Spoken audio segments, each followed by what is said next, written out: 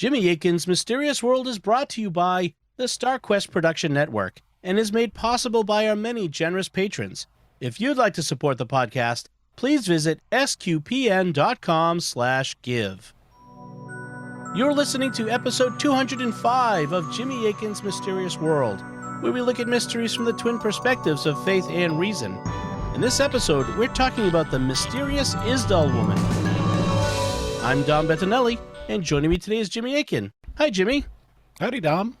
In 1970, a professor and his daughters were hiking in a valley near Bergen, Norway. They came across the remains of a woman in the woods, and she had died a gruesome death. Known only as the Isdal Woman, the authorities discovered that she had a very mysterious past and may have been a spy. Her death touched off an international investigation and a mystery that remains to this day. It's the greatest unsolved murder in Norway and the greatest Norwegian Cold War mystery. What do we know about the Isdal Woman? How did she die? And how can this case be solved? Well, that's what we'll be talking about on this episode of Jimmy Akin's Mysterious World. Jimmy, what do we need to say to begin? This episode involves a mysterious death, and it also briefly mentions some criminal activities that may be relevant to the case. As always, we will be keeping things clinical and non-sensationalistic, but especially sensitive listeners or parents with small or especially sensitive children should keep this in mind. Longtime listeners will also notice some similarities between this mystery and a similar one we covered back in episode 73 on the Somerton Man case from Australia, so people may want to go back and review that episode as well. And where does today's mystery begin? Near Bergen, Norway. Norway, together with Sweden and Denmark, is one of the countries in Scandinavia, which is at the top of Northern Europe.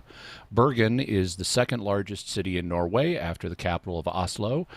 There are about 300,000 people who live there today, and back in 1970 there were about 200,000. Bergen is in southwestern Norway on the Atlantic coast, so it's a North Sea port. Bergen is surrounded by mountains, the highest of which is known as Ulriken Mountain. On the far side of Ulriken, the side opposite from the city, there's a wilderness area known as Isdalen. Isdalen is Norwegian for ice valley, and there's certainly ice there in the wintertime. Since English and Norwegian are both Germanic languages, you can even hear how the terms are related. You can hear how is is the Norwegian equivalent of the word ice. In fact, they even, if in some recordings you'll even hear them pronouncing it more like ice, even though it's just spelled I-S. And then there's the word dal, meaning valley, a low place between raised places. We also have that word in English, but we pronounce it dale, as in over hill and dale, or we pronounce it dell, as in the farmer in the dell. In any event, Isdal is the Isdale or the Isdel, and the Isdal Woman in Norwegian is thus the Ice Valley Woman. And so, how was she found?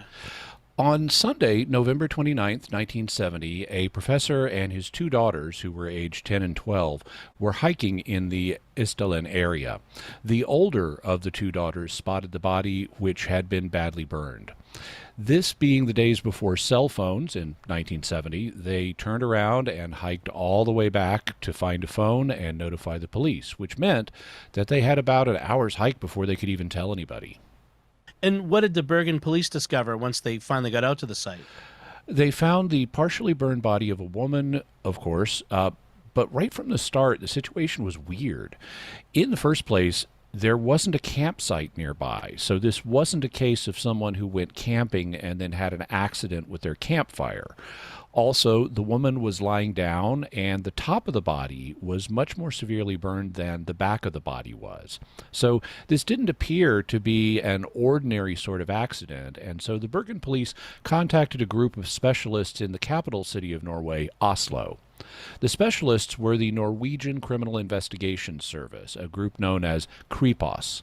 Kripos is the criminal investigation branch of the police. So they came up to Bergen from Oslo on Tuesday, December 1st, 2 days after the discovery of the body, and investigated the site. As David Morgan writes in his book Isdal Woman, A New Perspective, around the badly burnt body were many scattered objects, including a burnt rubber boot, a watch, an umbrella, melted plastic water bottles, a piece of cake, a small bottle of liqueur, and a tartan shawl. Beneath the body was a fake fur hat, which the police later found contained a small trace of petrol.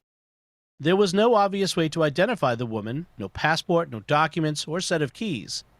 The labels had been removed from her clothes and the plastic bottles at the scene. There was also no obvious source of an external fire and no obvious signs of struggle other than a small bruise on her neck. So, a mysterious death. They found a passport holder, but no passport. And it turned out that, just as in the case of the Somerton man, all the labels in her clothes and other means of identification had been removed. Listeners may remember from Somerton Man that back in the day, when clothing was very expensive and people didn't have a lot of it, people would write their names on the labels in their clothing. That way you could tell who owned the clothing by looking at the labels. But Somerton Man wanted to hide his identity, so he cut out the labels of his clothing, and Isdal Woman did something similar. After doing an initial investigation of the site, the authorities sent the body to be autopsied, and they then did a second investigation of the scene to look for more evidence. David Morgan explains, Once the body had been removed to the Gades Institute for the autopsy and the forensic evidence collected and removed, the site was searched by Army engineers with metal detectors and by police with dogs. They tried to locate any evidence distributed further away from the site. No evidence was found of any metal fragments from an explosion, and the dog search only found discarded plastic bags, not linked to the Isdal Woman. the Isdal Woman did not fit the stereotype of a typical Scandinavian also. While Scandinavians have a range of pigmentations, they are famous for having light skin, a high proportion of people with blonde hair, and a high proportion of people with blue eyes, at least compared to other parts of the world.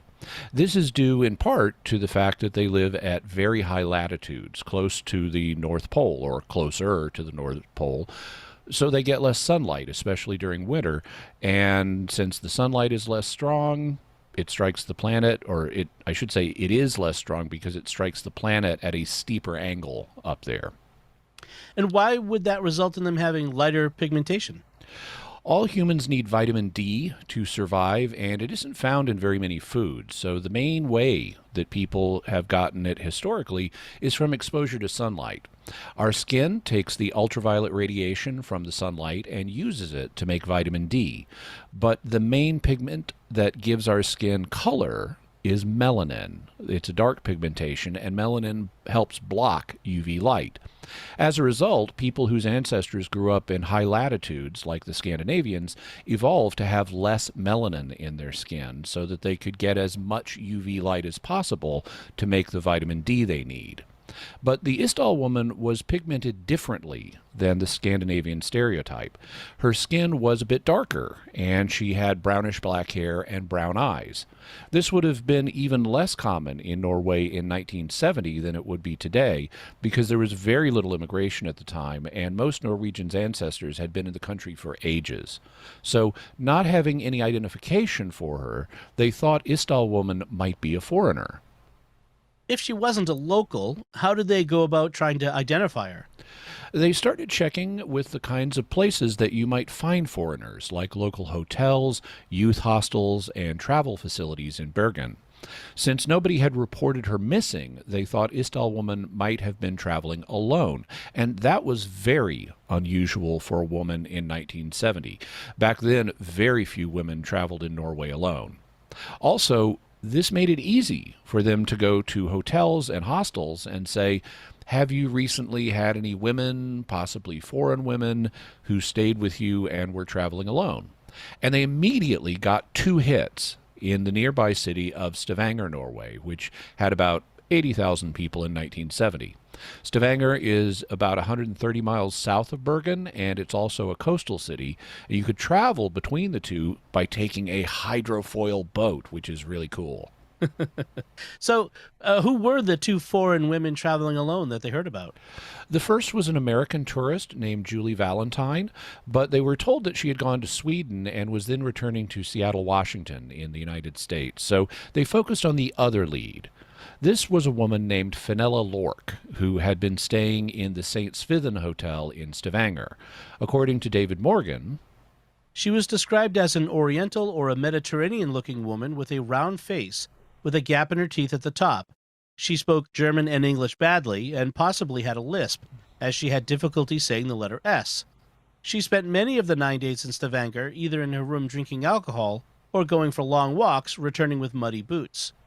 The police likely had address details and the passport number for Finnella Lorc from the foreign visitor registration card. They contacted the Belgian police to try to track her down, but those details turned out to be fake. The woman had stayed in several hotels with different identities, meaning she would have had to have multiple fake passports. So very mysterious. Fake name, fake home address, and fake passports. And she had been staying in multiple hotels using multiple different fake identities. But they didn't know if the mysterious Finnella Lorc was the same person as Isdal Woman. I mean, just because you've discovered a mysterious woman using fake names has been staying in local hotels, that doesn't mean that she's the woman whose body you found in the woods.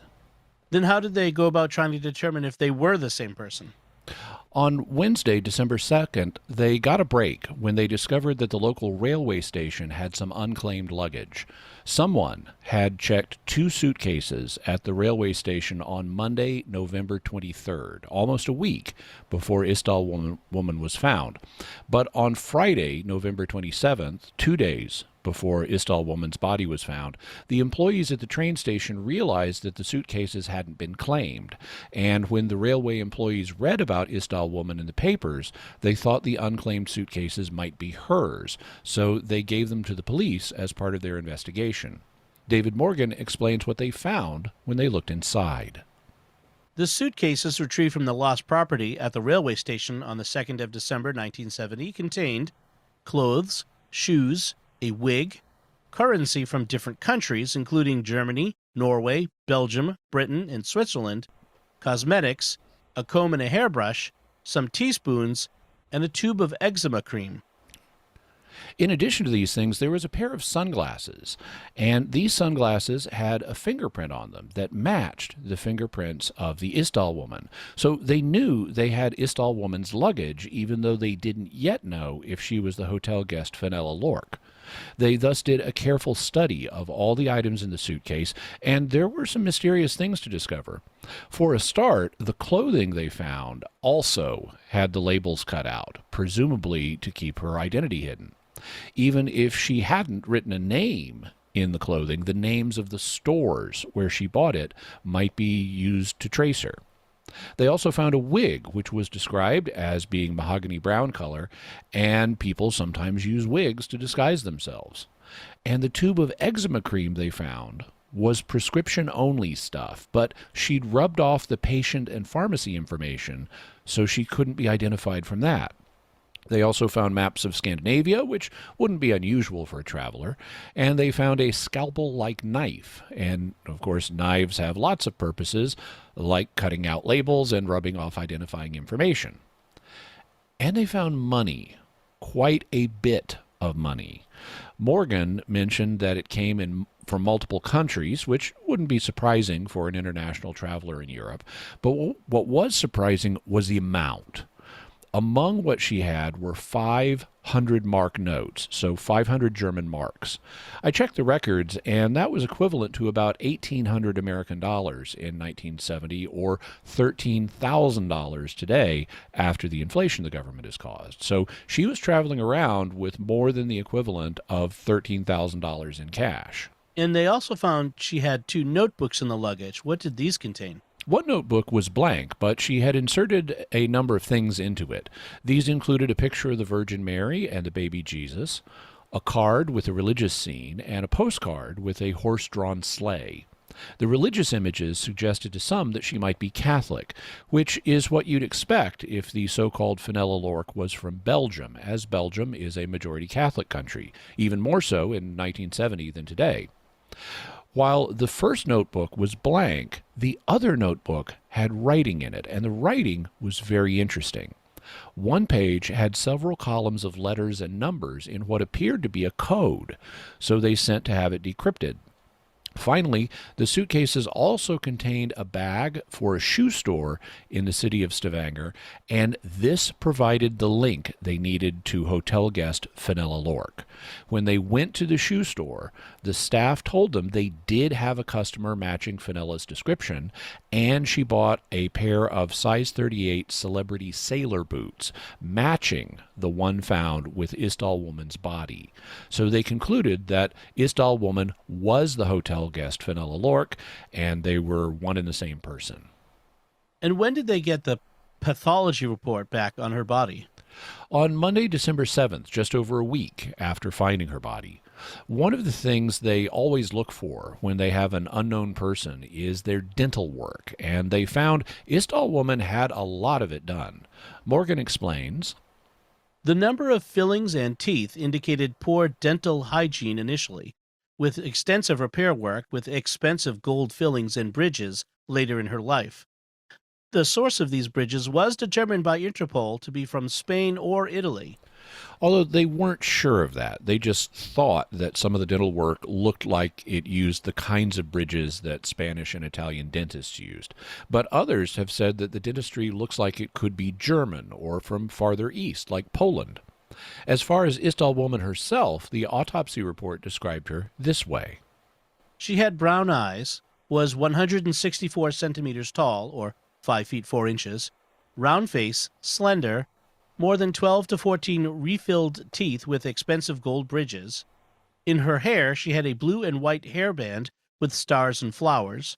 She was wearing a blue cardigan, black outerwear, green and blue woolen tartan shawl, celebrity sailor's-style rubber boots with a white sole and edging at the top, with laces on the front. On her arm, she had a sports watch made of steel marked Solo. On her ears, she had round filigree clip-on earrings.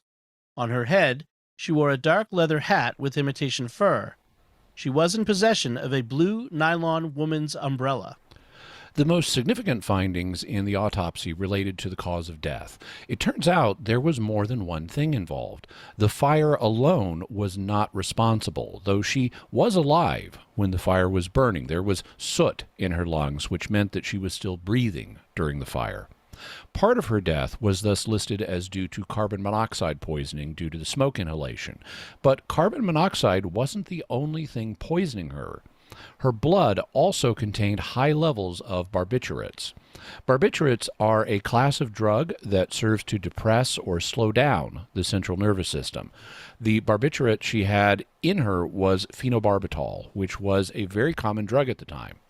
Today, phenobarbital is used to treat epileptic seizures, but it's also been used for a whole bunch of other things. And in 1970, it was commonly used as a tranquilizer to help with insomnia and anxiety. So back then, it was a common sleeping pill and anti-anxiety medication. The autopsy showed that Isdal Woman had taken between 50 and 70 tablets of phenobarbital. Now, the recommended dose for this drug is between 30 and 320 milligrams a day, or about 175 milligrams if you just split that amount down the middle. The pills that Isdal Woman was taking were 60 milligram tablets, and she took around 60 of them, meaning she took around a 3,600 milligram dose all at once, or about 21 times the recommended daily dose. So her death was ruled to be due to a combination of carbon monoxide poisoning from the fire and phenobarbital poisoning from the pills. Those factors obviously will play a role when we look at the ultimate reasons behind her death, but there are more things to look at regarding her life. What did the authorities determine after they submitted the codes in her notebook for analysis? They discovered that it was an extremely simple code. In fact, you could consider it more of a personal system of abbreviation or shorthand rather than a code per se. In other words, it may not have been an attempt to actually disguise information. It may have just been a way for her to take quick personal notes for herself. The information was laid out in a series of columns. In the column was composed of letters and numbers. There were some variations, but the overall pattern was pretty clear. The letters and numbers were arranged in such a way that made it obvious that the first bunch of the letters and numbers represented a set of dates, followed by what was usually a single letter at the end. For example, one of the entries was J8, J21R. Another was N9, N18, S. By noticing which letters were paired with numbers, and that the numbers were all between 1 and 31, they quickly realized that they were abbreviations for months and days. So J8, J21 meant June 8th to June 21st, and N9, N18 meant November 9th to November 18th. And what about the final letters in the entry, R and S? S turned out to be Stavanger, the city she had stayed in for 9 days between November 9th and November 18th. R isn't 100% certain, but it appears to be Rome, and she spent a lot of time there. In any event, the coded entries turned out to be abbreviated shorthand for her travel itinerary. S turned out to be Stavanger, the city she had stayed in for 9 days between November 9th and November 18th. R isn't 100% certain, but it appears to be Rome, and she spent a lot of time at R. In any event, the coded entries turned out to be an abbreviated shorthand for her travel itinerary, and this helped them piece together a good bit of where she had been and when. I've seen it reported that the entries didn't match her actual movements 100%, so it may be that the list represents her planned itinerary, which changed, or it may have been something she composed after the fact and she misremembered a few things, or there could be some other explanation. And at the bottom of the page was a mysterious entry that didn't fit the pattern. What did it say? This entry had more letters and only one number in it. It read ML23 NMM. The 23N looks like the 23rd of November, which is apparently the day she checked out of her hotel in Bergen and was likely the day that she died. However, the letter combinations of ML and MM don't have an obvious meaning. They also don't appear anywhere else on the page, so no one is sure what to make of them. They could represent places she was going to go, or people she was going to meet, or something else entirely. As they were able to reconstruct her travel itinerary, they were able to locate the hotels in which she stayed. What did they learn when they spoke with staff people in the hotels? She used at least 8 different aliases, accompanied by fake passport numbers and home addresses. But one consistency was that she always said she was from Belgium, and that would suggest that she either was from Belgium, or that she'd spent a good bit of time there, or was from a place just over the border from Belgium. That way, she'd be able to answer questions about Belgium if anyone ever started quizzing her about her background. It would make it harder for them to catch her in lies if she actually knew the place that she said she was from. She also gave a range of birthdays, and there was an interesting pattern in the years she mentioned. She repeatedly listed her year of birth as 1943 and 1945, but she never used 1944, the year between them. That could suggest that 1944 was her real birth year, and she deliberately avoided it so as not to give an extra clue to finding her identity. What about her name? People who go by fake names often pick ones similar to their real name so that they'll respond more quickly when people refer to them, and they have less chance of forgetting what they're calling themselves. Were there any patterns in the names she gave? Not really. For her first name, she called herself Finnella, Elizabeth, Genevieve, Claudia, Vera, and Alexis, so there's no real pattern there. And for her last name, she used Lorc, Leonhauer, Lancier, Tielt, Schlosseneck, Nielsen, and Zarnem Merchez.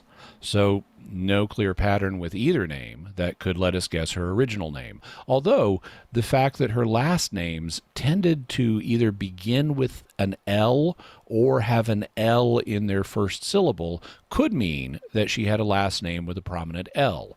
That might make her respond quicker or help her respond quicker if the hotel staff referred to her as Miss Lorc, Miss Leonhauer, Miss Lancier, and so forth. When you come into a country, you need to say what the purpose of your visit is. What reasons did she give for her stays?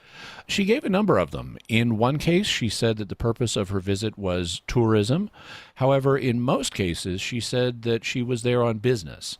Once, she used a phrase in German that indicated she was there trading with goods. In another case, she said she was handling antiques, which would make her an antiques dealer. And in another case, she used a word or phrase that apparently doesn't exist in German, but I've heard it pseudo-translated as saying she was trading with professions. And this suggested she had only an imperfect knowledge of German, just like she was reported to have. She was said to speak English and German badly. And was there any evidence that she was doing any of these things? No, she didn't appear to have any stock with her, antiques or other items that she was trying to sell. Neither did she seem to be buying items for stock to take back with her, though hypothetically she could have been making purchases and planning on having them shipped. Though that's unlikely since she was giving out fake addresses to the hotels. If you ship something to a fake address, it wouldn't get there. So if she was there on legitimate business for legitimate business dealings, you wouldn't expect her to be using fake addresses. What were the hotel staff able to determine from what they saw of her and what she did in the hotels? They occasionally saw her meeting with men, and she also acted rather strangely. David Morgan explains, In 2 hotels, there was a description of a man in her hotel room. Often the men didn't speak with witnesses present, so there was no indication as to their purpose. They found details of her having breakfast with one man in another hotel's restaurant, looking at a large piece of paper. They discovered the Isdal Woman also exhibited strange behaviors, like requesting to change rooms frequently and moving furniture. Other evidence suggested she was being very frugal, only eating porridge for breakfast and not deviating from a low-cost breakfast. She stayed in her room and drank alcohol or returned from walks with muddy boots. At one time, she removed a letter D from the bathroom door. In Norwegian, bath or bathroom is bad, so it has a D in it, and she placed it on her hotel room door. She keeps requesting to change rooms and putting a chair outside the room, perhaps to make more space, to open 2 suitcases and remove the labels from the clothing and cosmetics. So she spent a good bit of time drinking or taking walks, but she also occasionally met with individual men who tended not to speak when the hotel staff was present. She was very frugal, even though she was carrying more than $13,000 in cash. She frequently requested room changes. She frequently moved furniture around, including putting a chair in the hallway when she was in the room, though she would put it back inside whenever she left the room. She once removed the letter D from a bathroom door and put it on her own door. Very unusual behavior. And it's been pointed out that putting the D on her door and moving the chair inside and outside could be a signal to someone. And she also reportedly blocked her door by taking a table that was normally set by the window, turning it upside down, and putting it on the floor in the entryway leading to her door. Now, some of the Norwegians who met her also stated that she gave off an unusual odor. She smelled different from other people. And in later years, one of the witnesses identified the smell. We often don't realize it, but our body odor is affected by the diet we regularly eat. I remember as a kid meeting people from other cultures and noting that they smelled like the spices used in their country's cuisine. And there's been at least one study indicating that people who eat vegetarian diets and people who eat omnivorous diets can smell different. Well, back in 1970, Norwegian cooking was very traditional, but in later decades, more types of foreign cuisines were introduced in Norway, and these new cuisines included garlic. And that's what the witnesses realized Isdal Woman smelled like. She smelled like garlic. So, as an international traveler, she may have been spending a lot of time in a place where garlic was a prominent ingredient in the cuisine, like Rome, Italy, where her travel itinerary seemed to indicate she spent a lot of time. Witnesses also reported noting an unusual heavy perfume smell, which she might have been using to try to cover up the garlic odor, or maybe she just liked pungent perfume. When was the last time Isdal Woman is known to have been seen alive? On Monday, November 23rd, 1970, 6 days before her body was found, she checked out of her room in Bergen, where she'd been staying for 4 days. After she left, she departed by taxi, and apparently that day she also visited a bank, and this was the day her luggage was checked in at the train station. But there are no confirmed sightings of her after she left the hotel. However, some witnesses did report seeing smoke rising from the Isdalen Valley, and one of the pathologists estimated she had been dead for 6 days based on the state of her body. So Monday, November 23rd, was the last day she was seen alive at her hotel, and it was likely the day she died. Since she was an international traveler, did the local police check with foreign law enforcement agencies? They did. They contacted the police in countries where they knew she'd been. They also contacted Interpol, the International Criminal Police Organization, but nobody could identify her. And what did the police tell the public? On December 21st, 3 weeks after her death, the Bergen police held a press conference in which Criminal Investigation Chief Hordness spoke. Crime Chief Hordness, there have been a number of fanciful theories in the press surrounding this case. Was this woman involved with espionage? No, I think we can safely say there's nothing to support this. Actually, we can completely rule that out. Is this a murder? No. Well, the case hasn't been closed yet, but from the very beginning, we have been presuming that there didn't exist. From the very beginning at the crime scene, we're still waiting for the final toxicology results. But based on what we know, there's nothing giving us any reason to assume anything different. Crime scene, toxicology, and autopsy reports do not seem to change that impression. Which country is she from? Well, that's hard to say, but we're working towards a theory that she's possibly from France, more specifically from Paris. So, Jimmy, if Isdal Woman consistently listed her nationality as Belgian, why were the police thinking she might have been from Paris? Because the wig they found in her suitcase had been bought in Paris, and because they had a report of her speaking French fluently. But those aren't decisive, because any international traveler can buy a wig in Paris, and French is one of the major languages of Belgium, with 40% of the population belonging to the French-speaking community. So what finally happened with the case? Having been unable to identify her, they finally buried her on Friday, February 5th, 1971, just over 2 months after she'd been discovered. They placed the body in a zinc-lined casket to preserve it, in hopes that eventually she'd be identified and could be reburied where her family directed. As we mentioned in previous episodes, element 30, or zinc, has antimicrobial properties, so it would help preserve the body until the family could claim it. In light of the indications they had that she might be Catholic, they arranged for a Catholic priest to perform the small service, but since nobody knew her, it was almost exclusively police officers in attendance. And even after the burial, the investigation continued until June of 1971, though they never solved the case. Crime Commissioner Hordness said that they could completely rule out the idea that Isdal Woman was involved in espionage. Is there reason to think that there's more to the story than what the police said? Absolutely. Because even though they denied having a file on her for many years, the Norwegian counterintelligence secret police eventually admitted they also had been investigating her. So this wasn't just of interest to the Bergen police or the Kripos criminal police, but to the secret police as well. All right, and so before we get to our theories and our faith and reason perspectives, we'd like to take a moment to thank our patrons who make this show possible, including Jack W., Lenny B., Sam F., Rachel F., and David K. Their generous donations at sqpn.com/give make it possible for us to continue Jimmy Akin's Mysterious World and all the shows at StarQuest.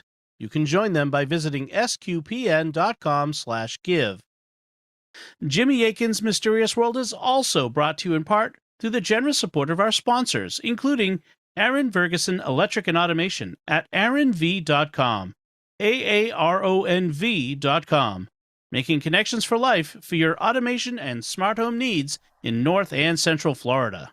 Jimmy Akin's Mysterious World is also brought to you in part by Catechism Class, a dynamic weekly podcast journey through the Catechism of the Catholic Church by Greg and Jennifer Willits. It's the best book club, coffee talk, and faith study group all rolled into one. Find it in any podcast directory. So, Jimmy, what theories are there about the Isdal Woman?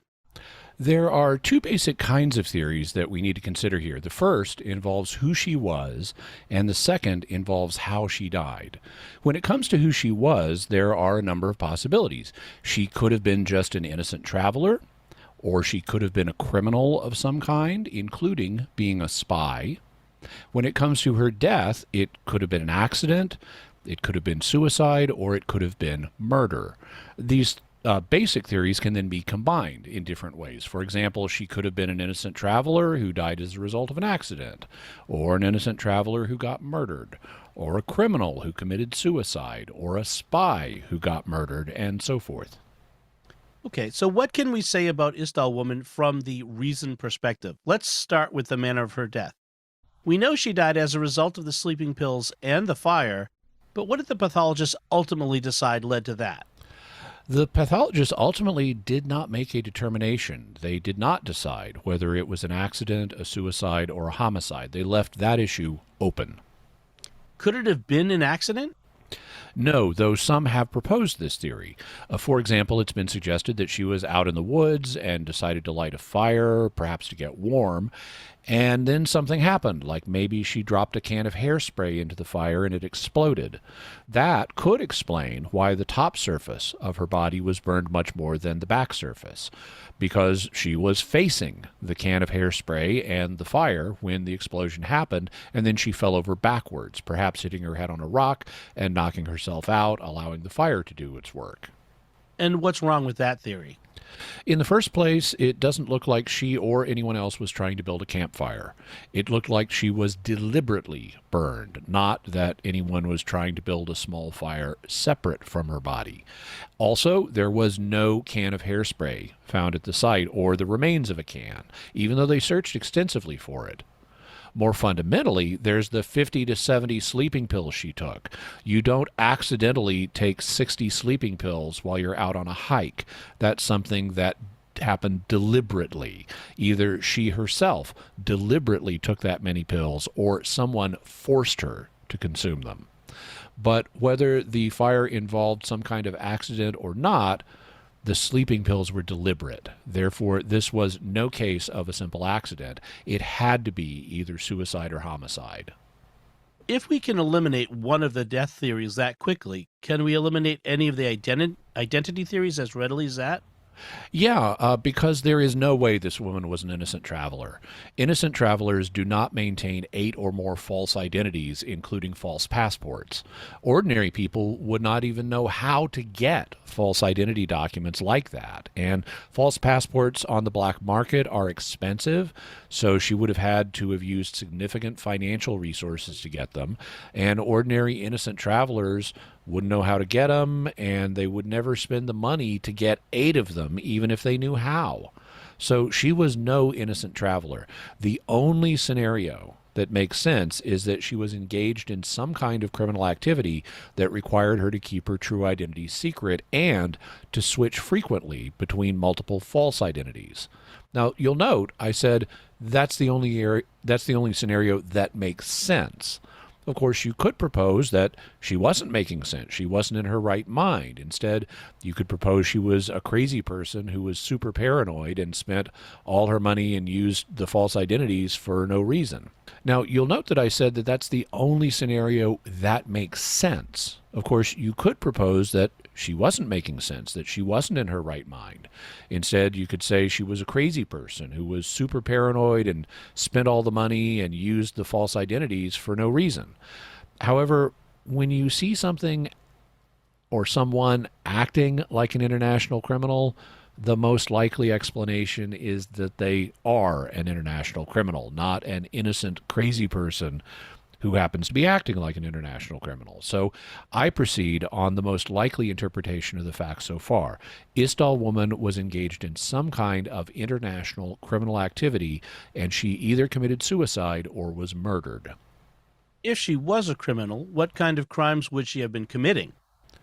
There are a number of possibilities, but two of them seem more probable than the others. Now, there are many individual kinds of international crimes, including drug smuggling, antiquities, art or jewel smuggling, arms dealing, money laundering, human trafficking.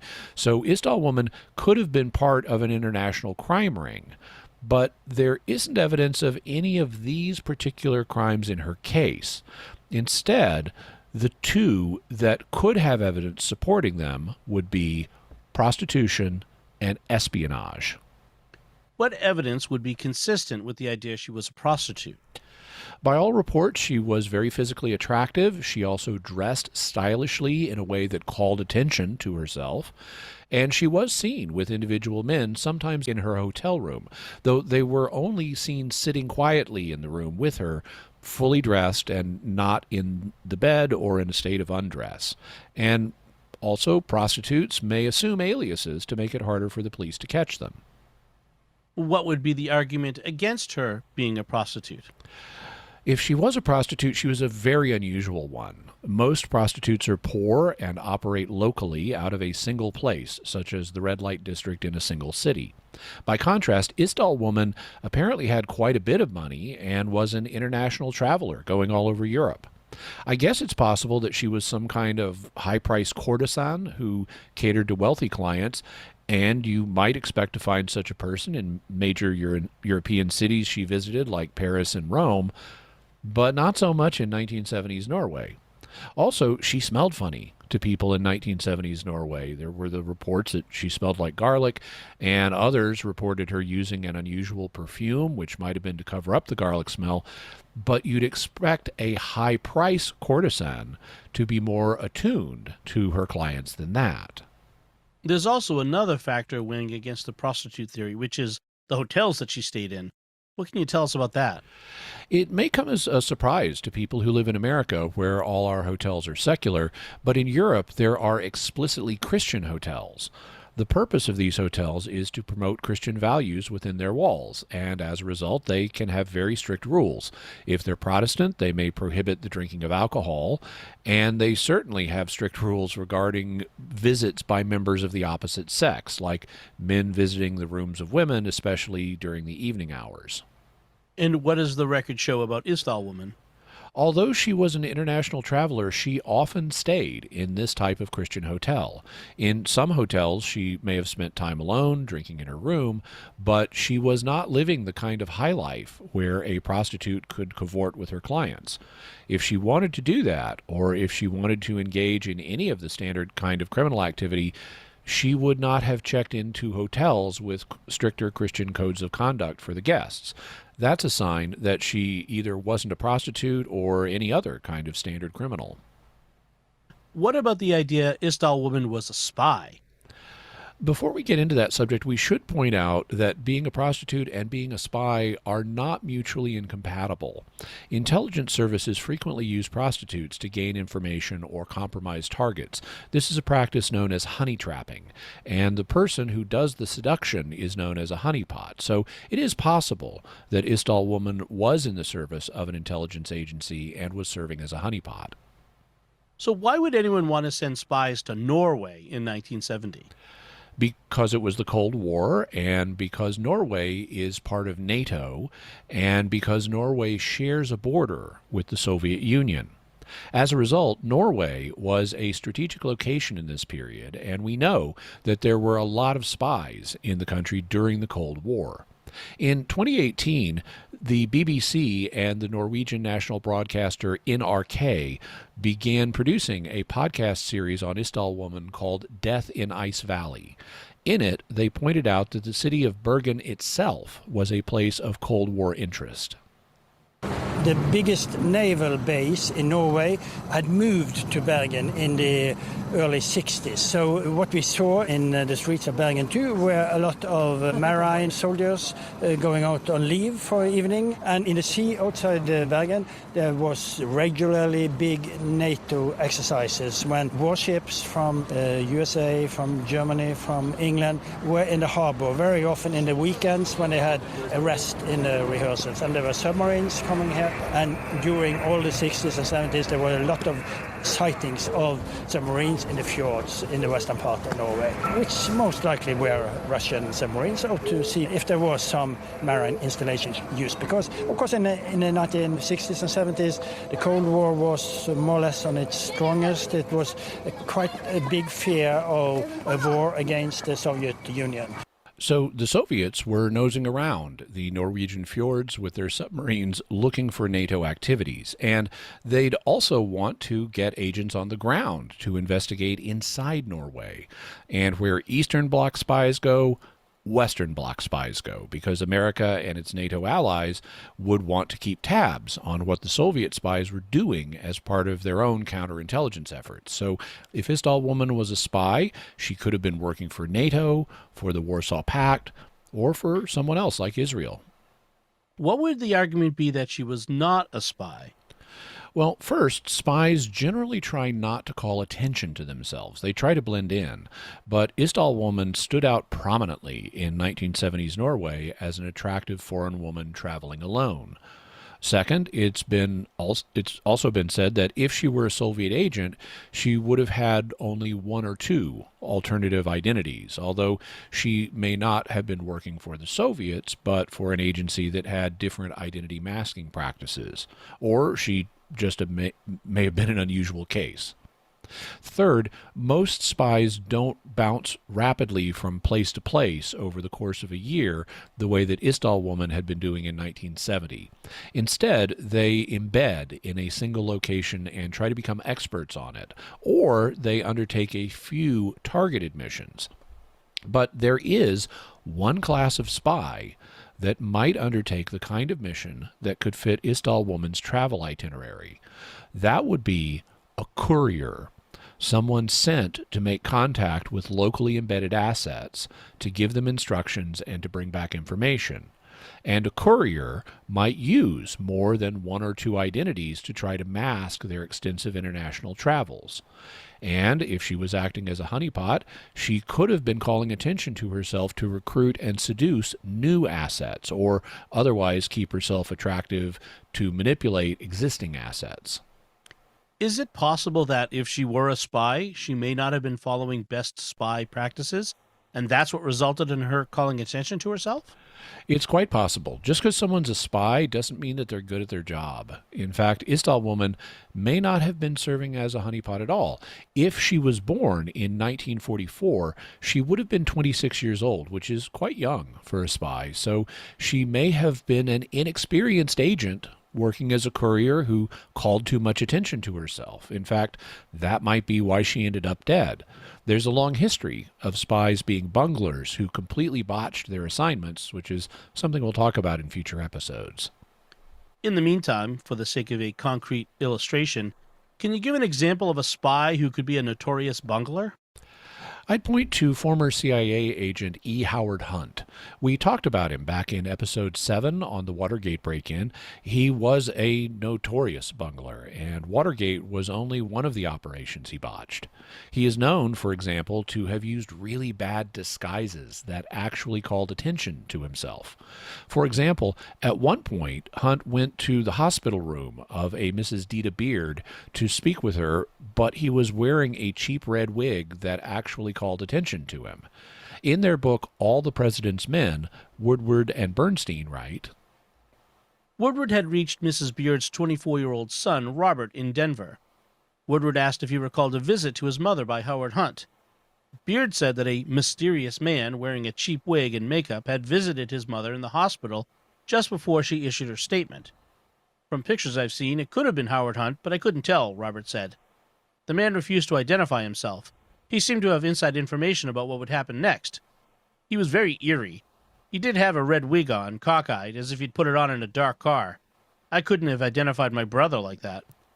On another occasion, Hunt and Watergate co-conspirator G. Gordon Liddy were sent to Los Angeles to burgle the office of Daniel Ellsberg's psychiatrist. The CIA gave them disguises including thick glasses, wigs, a device to alter Liddy's walk, and a device to alter Hunt's speech. Here's how G. Gordon Liddy later described the result.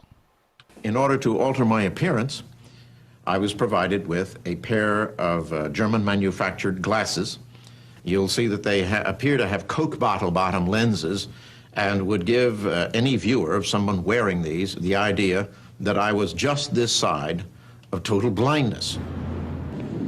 So there we were, walking about in Los Angeles, in the heat, sweating under these very well-fitting wigs, I stumbling along like a cripple, Howard Hunt babbling along like this, all courtesy of the Central Intelligence Agency.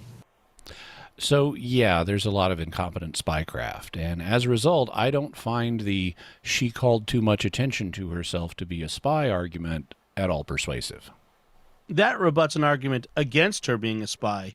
But do we have any positive evidence that Isdal Woman may have been involved in espionage work? We do. You'll recall that we mentioned that even though they denied it for years, the Norwegian counterintelligence secret police eventually admitted that they had been investigating the death of Isdal Woman. So this wasn't just of interest to the Bergen police or even the Kripos criminal investigation police, but to the secret police as well. Also, on Monday, December 21st, Crime Chief Hordness had assured the public that they could completely rule out the idea that Isdal Woman was involved in espionage, but the secret police had a document dated the very next day, the 22nd, that told a different story, and the journalists from Death in Ice Valley got to see it.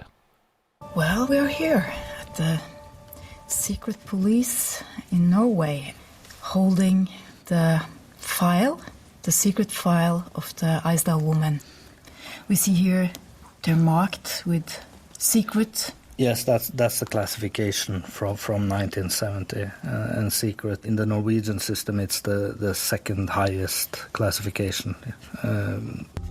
This is a document. It's dated December 22nd, 1970, and it tells about a local fisherman in Tananger, who claims that he has seen the woman close to his home, and at the same time as the Norwegian defense tested a new missile system, the so-called Penguin missile system. And she's supposed to have been watching these missile tests at several different times, and she is supposed to have been in Bergen and Stavanger at the same time as the missile tests were conducted. And that is, of course, very suspicious. So a fisherman from the remote seaside village of Tananger reported seeing Isdal Woman watching the tests of a new state-of-the-art missile system known as Penguin. Penguin was a lightweight missile system used to target ships, and she reportedly watched several tests, including when she was staying in Stavanger and Bergen, where the naval base was. The fisherman's name was Berthon Rott, and the folks from Death in Ice Valley tracked down his son, and he took them out for a walk on one of the quays in the village. Yeah, this was in 1970, and my father has just got his new trawler, and he was working on his trawl to fix it, to repair it, and approaching him when he was alone at the quayside, there walked a lady. Afterwards, he remembered about this lady. She looked Slavic, could be Russian, could be Romanian. But that was first, he was thinking, after he saw her speaking on the other quay with one of the officers at the MTB Navy vessels, because at this time they were trying out the Penguin rockets for the Norwegian defense system. So this woman, first she came down here where we are walking now. Yes. She came and she looked around when she was out there and he was repairing the trawl. She was nicely dressed and nice hair, he said, and didn't say a word. But he became suspicious when he observed her afterwards speaking with one of the officers. Why she should? he always says, because she was speaking some time with him. It wasn't like 1 minute, it was longer time. And why she should speak with him so long time? His theory was that she had this man she was talking with could be an accomplice. And that was what he believed. So fisherman Berthon Rott was suspicious of this attractive, well-dressed, foreign-looking woman coming into the remote fishing village of Tananger, coming down to the quays and speaking for an unusually long time with a Norwegian naval officer. And he ultimately concluded that the officer may have been an accomplice, and he reported the incident to the police. Did the secret police take him seriously? They did. They not only opened a classified file and investigated, they also came back to Mr. Rott with a rather significant warning. They showed up when he was at the Stavanger railway station, where he and his family were leaving to go to London for the Christmas holiday. We were all four. The family was gathered there and should go on the train. And he left our group and went with these policemen for about 15-20 minutes, obviously talking with them. And he didn't say much to us. He said it was some policeman. And then we were wondering about this the whole trip we were in London. Did he say why they came to the train station? What did they want to speak with him about? My father was a man of few words when things should be kept secret, you know. So when we came back, I was informed that he had this knife and this handgun that he received from them, that they gave him that in the railway station, and he had that all the time we were in London. Really? For protection, yes. Yeah, did he say something? Why? Why did they give him this? Obviously, he was told by some people to keep his mouth shut. Obviously. Because he normally didn't like to speak so much about it. But on the other hand, he was angry sometime.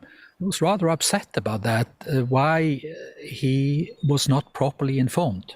Mm-hmm. So himself, he lacked knowledge about the whole situation. And how long was your father told he would need this gun and this knife? Did he keep it permanently? He had it for many years, but in many ways it was a story we didn't speak so much about. Sometimes I feel he looked behind his shoulder. Sometimes that was just a feeling, you know. How did this whole thing affect your father, you think? You said he looked over his shoulder. Was he anxious about something? Yes, he was. He was very much stressed about this case. All the years he would have wanted that the truth came forward, you know. He would have wanted that. It was like a cover-up. It was like a layer of protection around this whole question about this lady. So the secret police come up to him in the train station, take him away for 15 or 20 minutes, tell him to keep his mouth shut, and give him a gun and a knife and tell him to protect himself. But they don't give him a detailed briefing on who he's supposed to protect himself from, which understandably caused him anxiety. So he takes his family to London and back under this cloud, and as we heard back in episode 181 on D.B. Cooper, nobody was checking your baggage in 1970, so he certainly could have gotten there and back with the gun and the knife.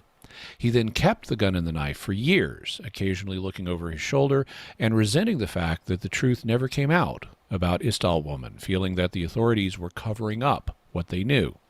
And it wasn't just this one fisherman's perception of Isdal Woman behaving suspiciously.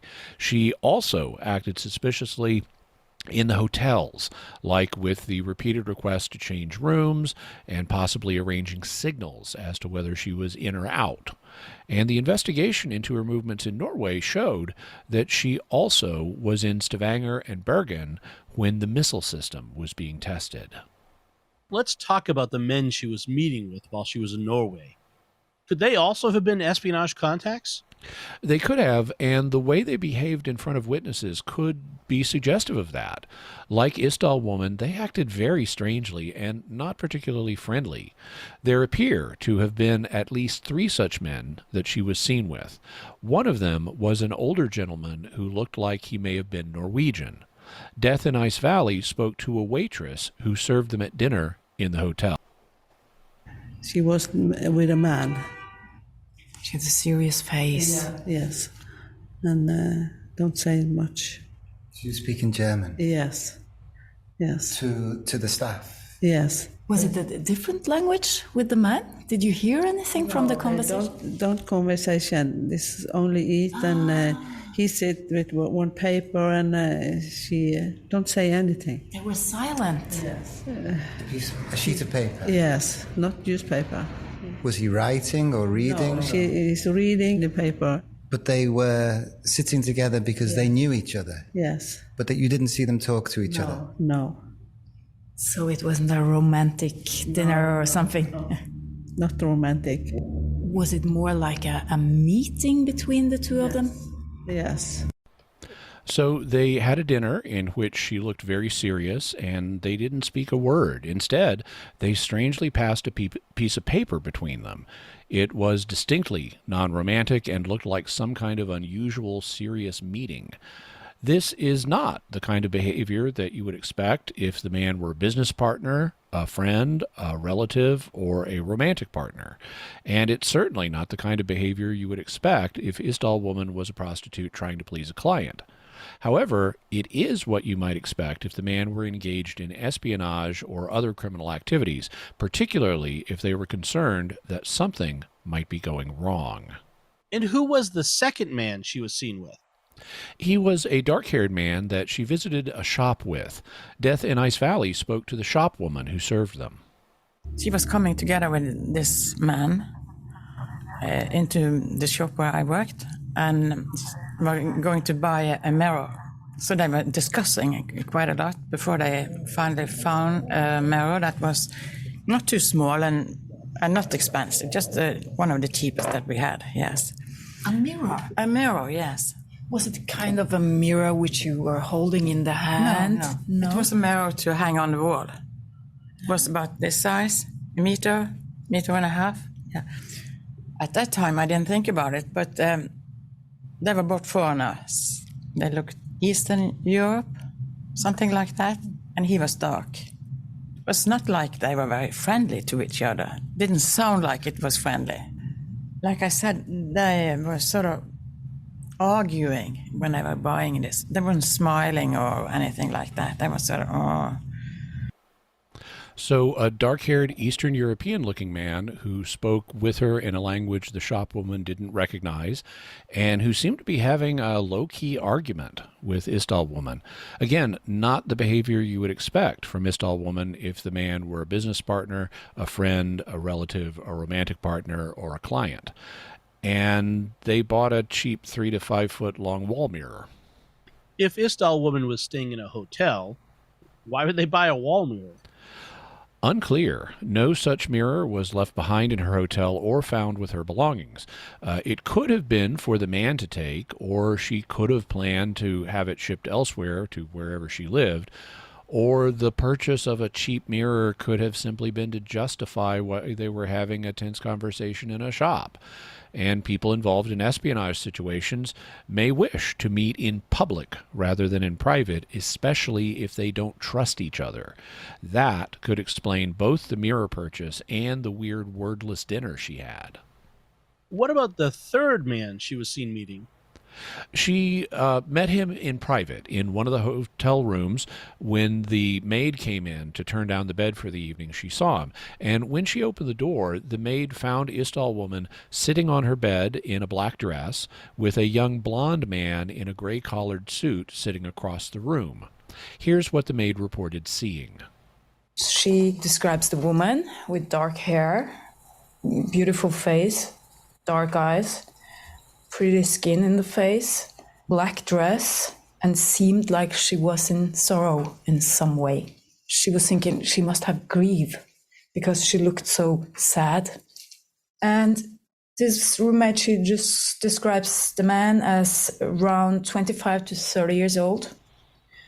Tall, well-built, yes, broad shoulders, blonde hair, nice face, and he was dressed in a gray-colored suit. The maid apologized for the intrusion and asked if she could turn down the bed. Isdal Woman stood up and let her do so, after which the maid left the room. And the weird thing is, neither Isdal Woman nor the man she was meeting with said a single word the whole time the maid was in the room. No hellos, goodbyes, thank yous, absolutely nothing, just complete silence from beginning to end. And Isdal Woman looked visibly sad to the maid, and neither she nor the man said anything, which was quite strange and also suggests something secretive going on. We have a lot of forensic techniques now that didn't exist back in 1970. Have researchers tried using any of those to clarify who Isdal Woman may have been? They have, but the results are inconclusive, and I don't think too much weight should be put on them. They've tested the isotopes in her teeth, and those can suggest where you were at the time the teeth were forming, where you were living, because the isotopes that get into your teeth will depend on the local food and water that you're consuming. They checked places in Europe, and apparently only Europe, where those isotope combinations can be found, and they point out a number of different possible locations, but none of them are very definite. There is a suggestion that her early childhood may have been spent somewhere in southern Germany, perhaps near Nuremberg, but then she may have moved because the teeth that come in later have a different isotope pattern. On the website for Death in Ice Valley, they've got a map of the location she may have moved to, and you will have a link so that you can take a look at it yourself. You'll see that there are possible locations in many parts of Europe, so this is quite inconclusive in my mind. And they don't show us the early childhood map, so I can't really tell how strong the isotopic signal near Nuremberg was. It could have been weaker than they made it sound. What other kinds of forensic tests have they done? They also did tests on her teeth to try to find out how old she was at death and when she was born. The results they got suggested that she was around 45 years old in 1970, which means that she would have been born around 1925 instead of 1944. In other words, she would have been 20 years older than what she said, and more importantly, 20 years older than people said she looked. Are there reasons to doubt the result of the test? There are. It's been criticized from a scientific perspective. In the first place, the test is not foolproof, and it turns out that the teeth had been boiled in an alkali solution that would interfere with their chemistry and throw off the dating.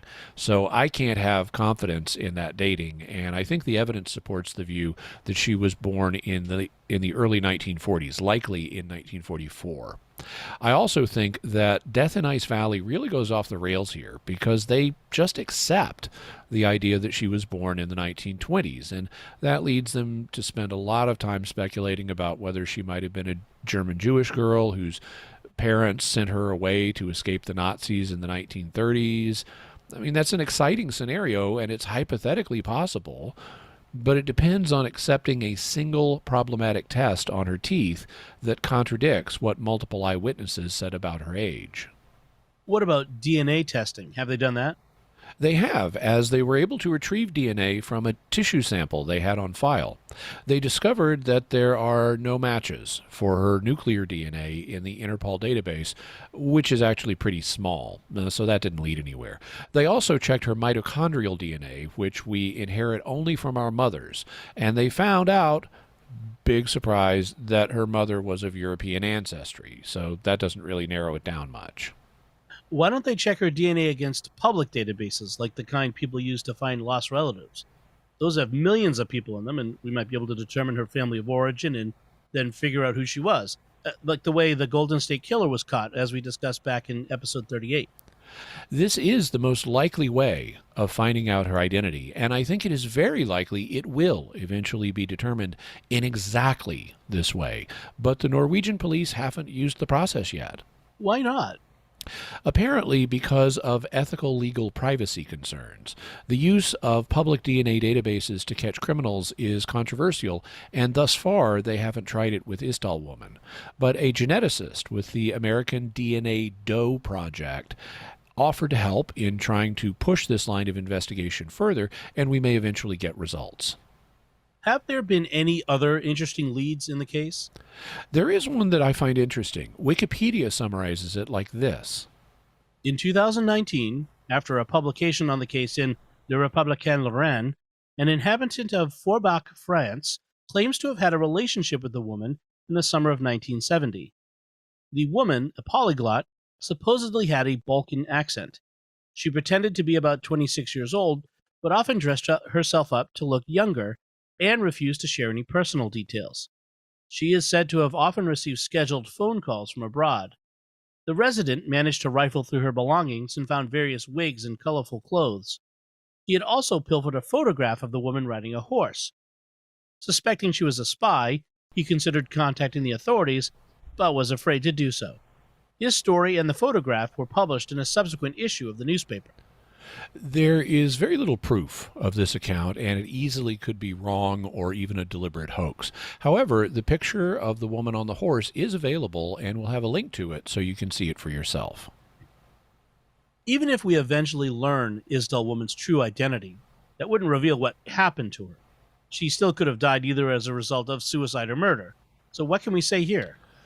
It's hypothetically possible that this was a case of suicide. If Isdal Woman were a spy or a criminal, she could have gotten tired of that, felt trapped, and saw no other way out except suicide, especially if something was going wrong and she was having tense meetings with associates, some or all of whom she may not have trusted.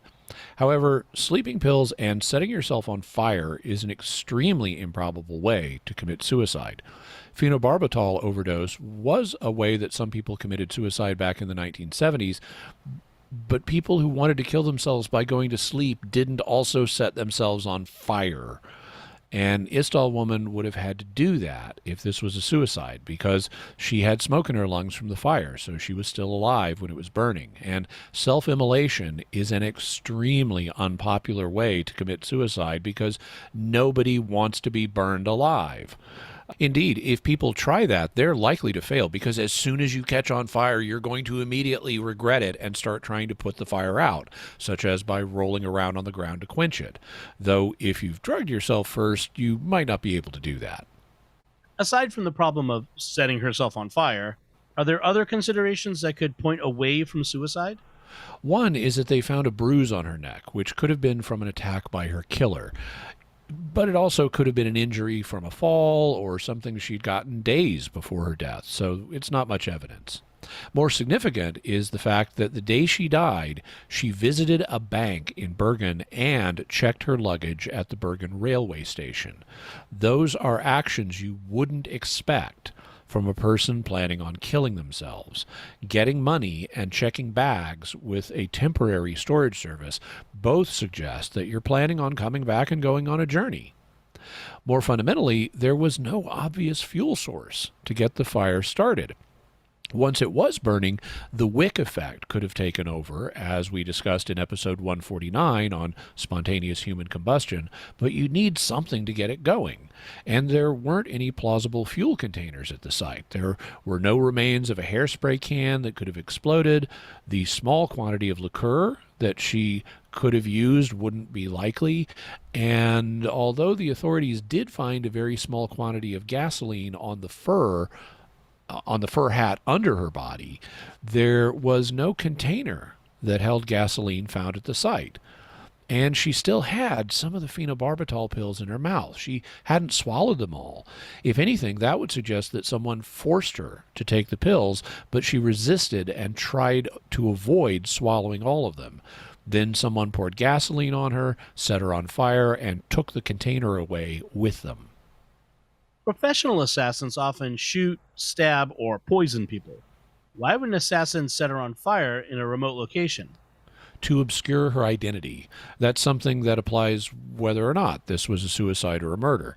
The only reason to burn her body in a remote location would be to make it harder to figure out who she was. The fire itself would make that hard, and the remote location could keep her from being found for a long time, if ever, making identification even harder due to decomposition and predation.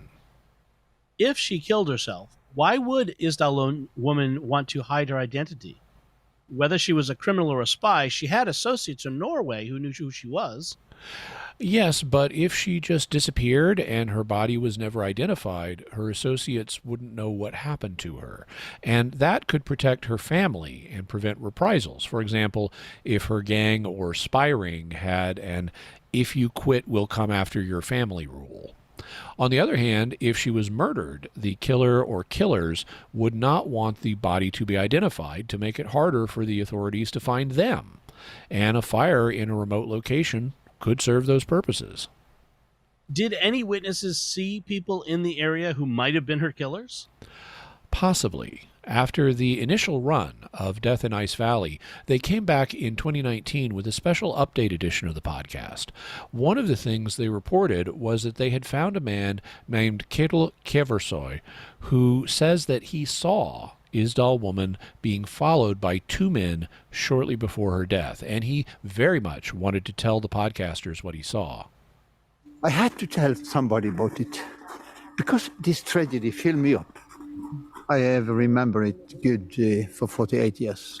I have always had a need to tell it to somebody.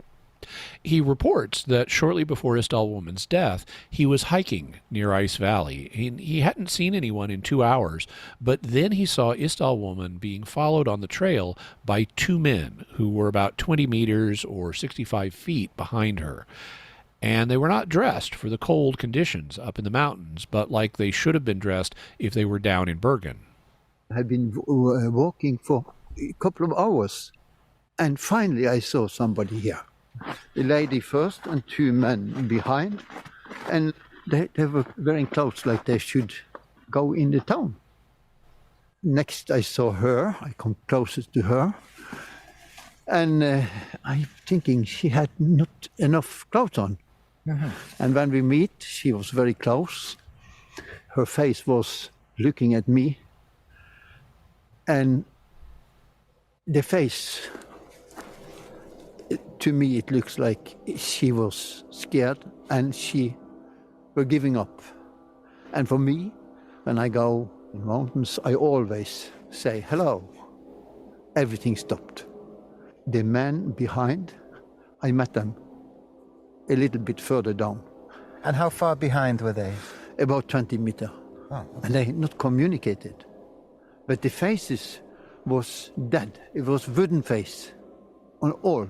It's not normal. Do you think they were following her or were they with her? No, they were following her.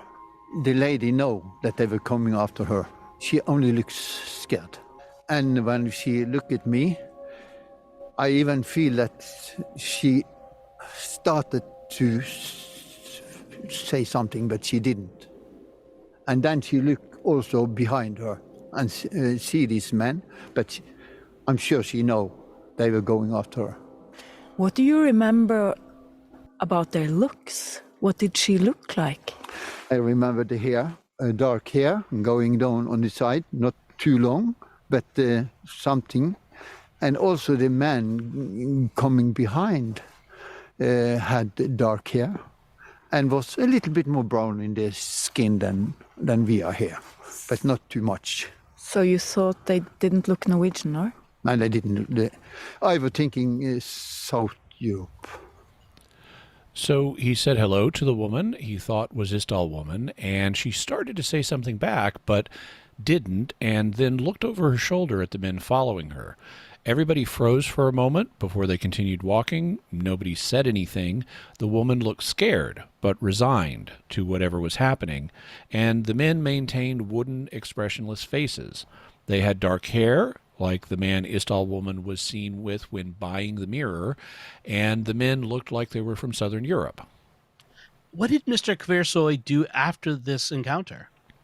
After he read about Isdal Woman's death in the papers, he wanted to go to the police, but he was afraid of sounding crazy, so he didn't at first. Eventually, though, he did report it to a friend of his in the Bergen police. He had difficulty stating in English what he was told by his friend in the Bergen police, but here's a translation. What he is telling is that the Norwegian police officer, his friend, said that this case is way beyond our task. It's an international case, and it's never going to be solved. Yeah, exactly what he said. And that corresponds to what other people told Death in Ice Valley. They heard multiple stories from people who thought that the Bergen police had been hampered in their investigation from higher authorities, and there was a cover-up to keep the full truth from coming out. And that the press conference that the police held, which effectively publicly closed the case just 3 weeks into the investigation, was part of that cover-up. Are there reasons to question Mr. Kversoy's story? Well, it is just one man's report many years after the situation. He sounds very sincere, and his story is not at all implausible given all the things we've heard, but his memory could be wrong. The key difficulty is that he remembers this encounter happening on a Sunday afternoon, and that's a bit difficult to square with the timeline of Isdal Woman's death, since she was seen alive on Monday, November 23rd, which was likely the day of her death. But it's possible that he encountered them sometime before her death, and they later came back to this place, and that's when the murder occurred, the next day or something. Maybe the unexpected encounter with Mr. Kversoy, a potential witness, even caused the men to delay the murder and march Isdal Woman back up that trail later on. Or simply maybe Mr. Kversoy is misremembering exactly when the encounter occurred after all these years. But the story itself is not implausible, including the idea of a cover-up. Why would the Norwegian government or intelligence services want to do that? Perhaps because this was a case where there was a lot of international interest. They'd been contacting Interpol and agencies all over Europe, and the press had taken notice and was reporting on it. Sometimes when a spy or an espionage ring is uncovered, it can be in everybody's interest to pretend this never happened for the sake of national security. Or perhaps it can be in the interest of certain particular people. Death in Ice Valley asked a former KGB agent now living in the West what he thought of the situation. Our former KGB spy Alexander Vasilyev has a theory connected with her movements. She could be a courier because she traveled so much. Because let's say you have a spy interested in the testing field for those Penguin missiles. The spy would be living in that area, staying in that area, trying to gather as much information as possible. In this missile test area, she wasn't actually seen trying to enter a boat or something like that. She was seen talking to an officer on the quay. So maybe she was there to pick up information. I think we'll break this case right now. Well, it looks to me like there was an espionage ring operating in that area, possibly involving some Norwegian officials. And she was a courier for that espionage ring. And she did some mistake. They killed her. They put her body on fire. And they tried to cover up the whole story because some top-ranking Norwegian officials were involved. That's it. And that is a plausible theory of what happened in this case. It's speculative, for example, about high Norwegian officials being involved and shutting down the case to protect themselves.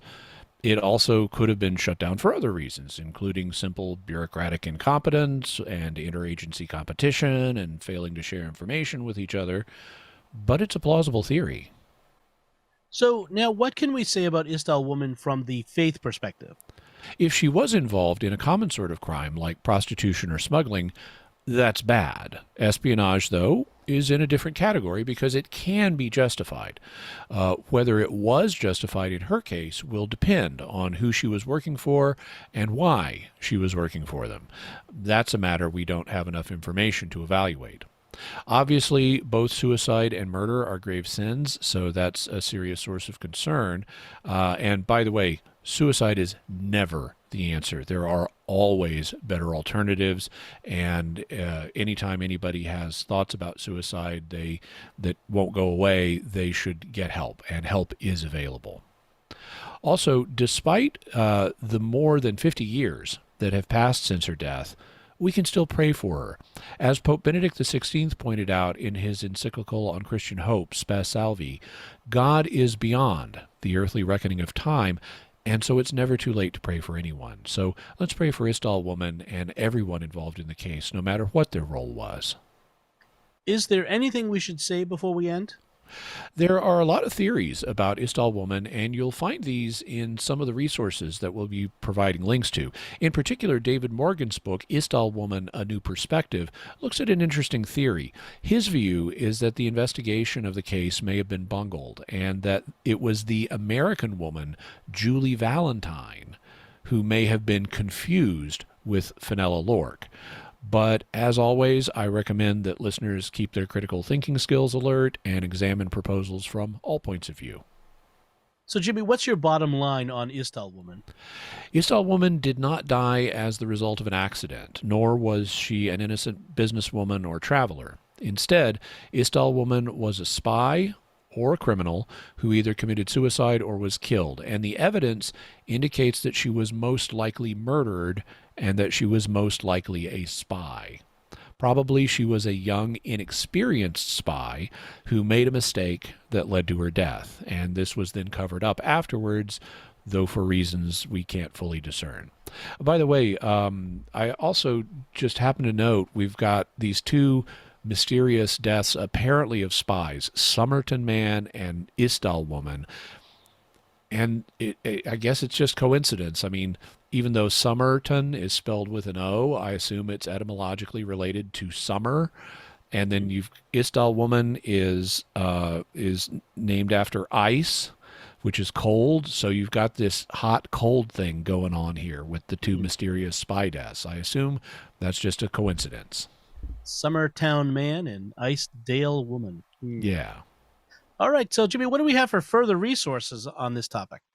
We'll have a link to David Morgan's book, Isdal Woman, A New Perspective, Woodward and Bernstein's book, All the President's Men, the Death in Ice Valley podcast and its Facebook page, also an Answers with Joe video on YouTube that covers Isdal Woman, as well as articles on Isdal Woman herself, and pictures of her hotel registration cards, the isotope map of where Isdal Woman may have grown up in later childhood, and the photo of Isdal Woman on a horse, or the woman who may be Isdal Woman on a horse. All right. So, Jimmy, what do we have for mysterious headlines this week? Well, in episode 202, we talked about the blue panic orbs of Skinwalker Ranch and the ATIP UFO program that the government has run. So this week we have kind of an update on that. We've got a UFO theme. First, we'll have a link to a story from the British newspaper The Sun about a whole bunch of documents that have now been released through the American Freedom of Information Act that deal with this program and with UFOs, including anomalous injuries that people received after encounters with UFOs, just like the blue orbs would anomalously injure people. Also, we will have a link to the specific document from the Defense Intelligence Agency that the story is about. It's called Anomalous Acute and Subacute Field Effects on Human Biological Tissue. So you can read the actual government document for yourselves. And we'll also have a link to the Black Vault. Now, the Black Vault is a website that archives material that has been released through the Freedom of Information Act, including a lot of UFO-related stuff. And they have a specific archive of documents connected to the OSAP ATIP UFO program. So we'll have, including the one about injuries. And so we'll have a link to the Black Vault's OSAP document archive. So you can read all the different documents that have been able to be released. So that's it from us. What did you think, and what are your theories about Isdal Woman and what happened to her? You can let us know online by visiting sqpn.com or the Jimmy Akin's Mysterious World Facebook page, or sending us an email to mysterious@sqpn.com. You can send a tweet to @MYS_world, or brand new, you can join the StarQuest Discord community at sqpn.com/discord, where you can join all kinds of listeners and viewers who can talk about this particular mystery, any of the mysteries we talk about, or anything related to the show. Or you can call our mysterious feedback line at 619-738-4515. That's 619-738-4515. By the way, I want to say a word of thanks to Oasis Studio 7, who does the animations and video editing for Mysterious World. They do a really great job, so be sure and check them out, especially if you have video editing needs. Also, check out what they do for Mysterious World by going to my YouTube channel at youtube.com/Jimmy Akin. And I am trying to grow my channel, so please subscribe and hit the bell notification so you'll always get informed whenever we have a new video coming out. So, Jimmy, what's our next episode going to be about? Next week, we'll be looking back in time to the dawn of human history and then telling the story of how we discovered the universe. Excellent. Very cool. Folks, be sure to get your very own Mysterious World t-shirt, a mug, all kinds of merchandise in our new merchandise shop at sqpn.com/merch. And you can find links to Jimmy's resources from our discussion and links to the mysterious headlines on our show notes at sqpn.com/mysterious. And remember, to help us continue to produce the podcast, please visit sqpn.com/give. Jimmy Akin's Mysterious World is also brought to you by Fearvento Law PLLC, now assisting clients with expungements and set-asides of Michigan convictions. To learn more, call 231-202-3321 or go to fearventolaw.com, FIORVENTO law.com. Jimmy Akin's Mysterious World is also brought to you by DeliverContacts.com, offering contact lenses at low prices with free delivery. Visit DeliverContacts.com. Until next time, Jimmy Akin, thank you for exploring with us our mysterious world. Thanks, Dom. And once again, I'm Dom Bettinelli. Thank you for listening to Jimmy Akin's Mysterious World on StarQuest.